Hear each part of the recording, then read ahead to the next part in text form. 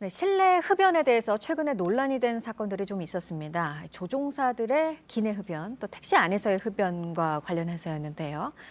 위험할 수 있어서 막아야 할 이 실내 흡연에 그런데 사각지대가 있습니다. 박지훈 변호사와 얘기해 보도록 하겠습니다. 어서 오세요. 안녕하세요. 네, 그러니까 오늘 얘기할 이 두 가지 경우는 실내에서 흡연을 하면 위험할 경우예요. 그렇죠. 그래서 반드시 해서는 안 될 경우인데 네. 먼저 기내에서 일부 조종사들이 흡연을 한다는 그런 주장이 나왔습니다. 증언이라고 하면 될 것 네. 같습니다. 공공연한 비밀이라고 얘기하면서요.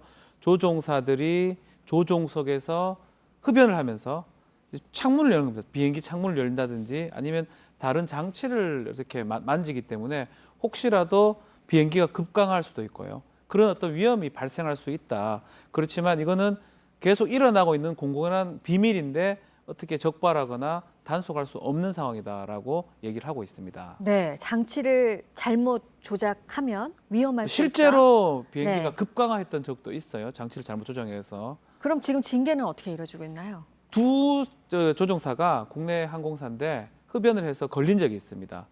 2개월 정도 직무정지 명령을 내린 적은 징계 내린 적은 있는데 그거 말고 실제로 단속이 좀 어려운 게 사실입니다.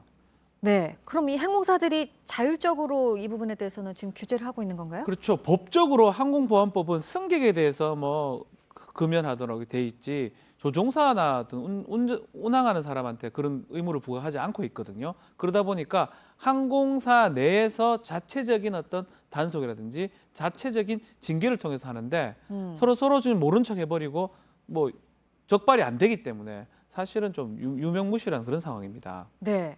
그러니까 조종석에 불이 났을 때 연기를 빼내는 장치를 담배 연기를 빼는 데 그렇죠. 쓰고 말이 안 되는 거죠, 사실은. 그래서 위험할 수 있는데 이거는 지금 자율적으로 그렇죠. 항공사에서 징계를 하고 있는 상황인 거고. 네.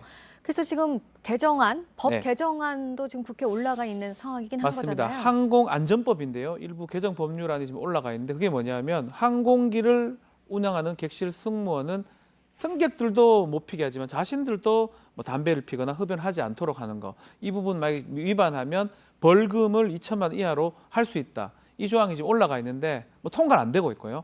통과가 좀 된다면 법적인 제재가 좀 가능하지 않을까 이렇게 보입니다. 네.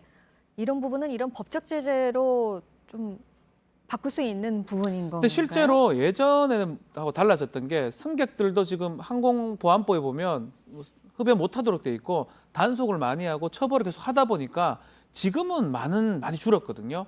근데 이제 법이 지금 그 항공기 운항자나 지금 그 항공기 사업자 한테는 그런 의무를 부과하고 있지 않기 때문에 법이 좀 바뀌면 좀 가능성이 있지 않을까 생각이 듭니다. 네. 그리고 또 하나가 최근에 있었던 일이 택시 안에서 네. 이제 기사들이 흡연을 한 경우, 뭐 네. 임신부가 탔는데도 흡연을 했다고 하는데, 그렇죠. 그러니까 이것도 위험할 수 있는 게, 그러니까 차를 운전을 하면서 흡연을 하면 뭐 이거 꺼달라 하면 실랑이가 벌어지면서 그렇죠. 안전사고에도 또 우려가 있을 수 있는 부분이고. 맞습니다. 네. 택시 운전하면서 뭐 안에 실내 공기도 문제가 될 수 있지만 더 문제는 운전하면서 다른 사고를 유발할 수 있는 거거든요. 네. 또 실강에 붙어가지고 지금 말씀처럼 얘기하다가 다른 어떤 위험한 상황에 빠질 수 있기 때문에 사실은 여객 자동차 운수 사업법에 따르면 택시 운전이나 여객 운수하는 사람이 흡연을 못하도록 돼 있습니다. 그렇지만 처벌 규정이 없고요. 과태료, 행정처분만 할 수 있도록 돼 있거든요. 네. 그러다 보니까 실제로 신고도 없을 뿐더러 처벌이 안 돼서 종종 이렇게 흡연하는 경우가 많이 발생합니다. 네. 근데 승객이 타는데 택시 기사가 피우는 그 담배 네. 연기 때문에 불편한 경우도 불편하죠. 있지만 네. 반대의 또 경우도 있어요. 택시 기사가 이제 운전을 하는데 승객이 탔는데 승객이 담배를 피우는 네. 경우 이것도 또 위험할 수 있어요. 이건 택시 기사가 영향을 받으니까요. 맞습니다. 네. 이것도 만약에 얘기하다면 실랑이가 될 수가 있고요. 근데 이건 아예 법적 단속 규정이나 처벌 규정 자체가 없습니다. 그러다 보니까 승객을 피는 거에 대해서 택시 기사라든지 자동차 운전자가 피지 말라라고 요청은 할 수 있지만 그걸 따르지 않는다 해가지고 뭔가 의무를 부과하거나 제재를 할 방법이 없기 때문에 그렇게 한다 하더라도 막을 방법이 없는 게 현실입니다. 네.